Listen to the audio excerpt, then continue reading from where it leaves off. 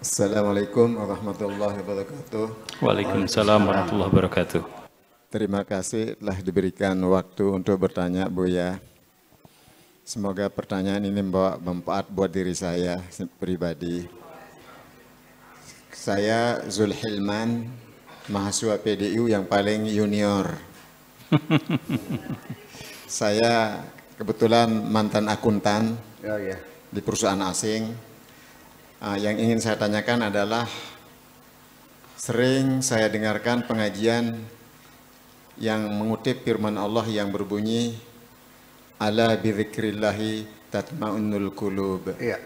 Nah, dengan berdasarkan dalil tersebut, kami coba ingin agar hati kami tenang. Lalu kami amalkan amalan yang tertentu, misalnya la ilaha illallah, la ilaha illallah, la ilaha illallah. Nah, sering kami amalkan kalimat tersebut, kemudian sering putus begitu. Tentunya putus gitu. Kira-kira nanti 2 jam, ingat lagi, sambung lagi gitu ya. Nah, pertanyaannya adalah, apakah amalan yang kami praktekkan ini sesuai dengan pemahaman yang sebenarnya, atau bagaimana, Buya? Itu demikian, Buya. Alhamdulillah, jazakallahu khairan. Wassalamualaikum warahmatullahi wabarakatuh. Waalaikumsalam warahmatullahi wabarakatuh.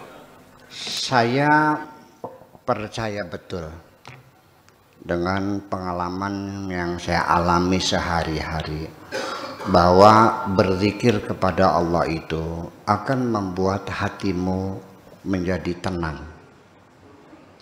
Saya ulangi lagi, saya sangat percaya bahwa berzikir kepada Allah itu membuat hatimu tenang. Nah, ketika Pak siapa namanya? Pak Ilman ya. Iya, boleh. Pak Ilman, saya mencoba berzikir berulang-ulang, tetapi tidak pernah merasakan ketenangan itu muncul di hati saya. Masih saja ada kegelisahan, ada kecemasan, ada ketakutan dan sebagainya. Yang perlu ingin saya ingatkan bahwa ini berzikir. Zikir itu adalah perbuatan hati, bukan perbuatan mulut. Jadi kalau yang kau baca berulang-ulang dengan mulutmu, itu namanya wirid. Jadi kalau saya baca Bismillahirrahmanirrahim 786 setiap malam, itu namanya wirid. Orang Indonesia kadang-kadang tidak membedakan antara wirid dengan zikir. Ya, kalau zikir itu makanya tatmainnul qulub, hati yang berzikir akan merasa tenang. Mulutnya berwirid, bilangannya sekian, selawat sekian ribu, itu namanya wirid. Nah, bagi saya bukan mengatakan wirid tidak penting, wirid penting juga. Minimal adalah mensugesti diri kita sendiri. Sampai berdoa pun katakan bahwa Allah, saya ingin punya suami yang setia, tidak perlu kaya. Ini kalau di YouTube itu di Suara Janda, di Kampung Janda, ada itu ya. Lihat nggak Bu? Saya tidak mencari lelaki yang kaya raya dan sempurna, tetapi yang penting asal setia dan kuat lama. YouTube ini. Pernah dengar nggak? Itu. Jadi artinya bahwa ketika kita mengatakan Allahumma ya Allah, mengatakan itu sebetulnya doa itu kan perbuatan hati kita.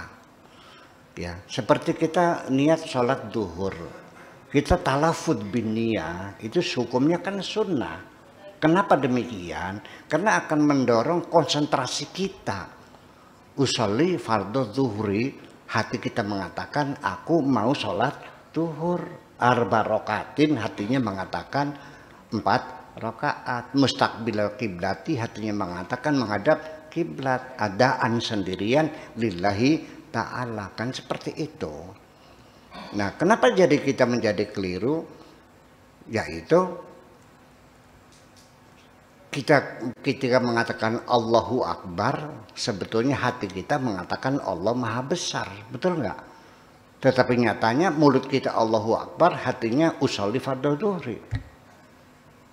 Tidak sejalan antara hati dengan ini. Jadi artinya kita talafud binnya itu untuk mensugesti. Self suggestion bisa terjadi, yaitu nggak usah datang ke psikiater metode sugesti, ya. Kita bisa mensugesti sendiri. Ya, ketika kita berwudu katakan wahai kepalaku, pikirkanlah kebesaran Tuhanmu. Ketika kita mengusap telinga kita, katakan wahai telingaku, dengarkan firman Tuhan. Ketika membasuh kaki, wahai kakiku, melangkah di jalan Tuhan. Masa setiap hari kita sugesti, anggota badan kita enggak nurut-nurut juga. Gajah saja di dresur setiap hari, bisa main bola kok. Ya itulah karena kita membiarkan, kita perintahkan setiap hari. Nah, wirid itu sama saja mensugesti, yang berzikir hati, mulutnya wirid. Tapi banyak baca la ilaha illallah, tapi hatinya tidak berbunyi. Nah itulah, itu panggilan zikir. Satu. Kemudian zikir itu dalam artian ketika membuat hati kita menjadi tenang dan nyaman. Ala bidzikrillah tatmainnul qulub.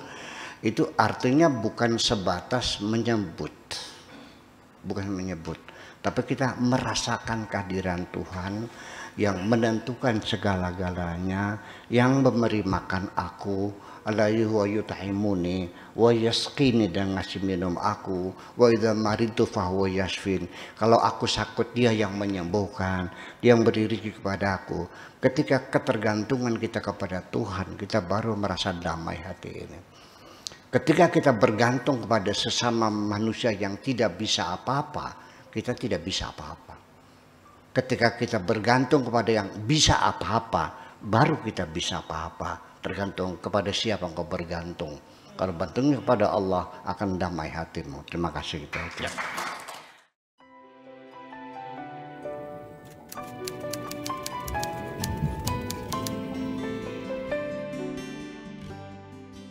Aku hanya ingin berbagi kebahagiaan dan tidak menggurui siapapun. Terlalu sulit bagiku untuk menyalahkan siapapun.